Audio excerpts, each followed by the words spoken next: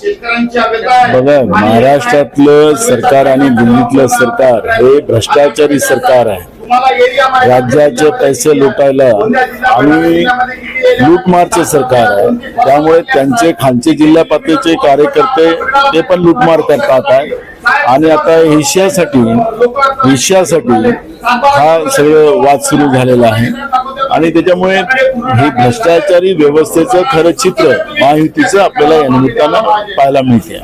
बिलकुल आहे की आता भंडारा गोंदिया आणि विशेष करून महाराष्ट्रामध्ये काँग्रेसलाच लोकांचं कौल आपल्याला पाहायला मिळतं. आणि त्याच्यामुळे हा जो कौल आहे हा कौल महायुतीच्या विरोधातला आहे आणि तो काँग्रेसला फायद्याचा आहे. महाराष्ट्रातलं हे सरकार जे आज आहे हे बेईमानीनं आलेलं आहे, मत चोरून आलेलं आहे. आणि त्याच्यामुळे या मतचोरीच्या मुळे आलेल्या या सरकारच्या विरोधात आणि जनतेच्या विरोधात असलेल्या या सरकारला आता पानिपत करायचं जनतेने निर्णय केलेला आहे. राज्यातल्या सरकारचा जो भ्रष्टाचार आहे त्याचा असर आता जिल्हा पातळीवर आपल्याला पाहायला मिळतं. ते वरच्या लेवलवर करतात, खालच्या लेवलवर माहितीचे इथं नेते आहेत ते पण करायला लागलेले आहेत.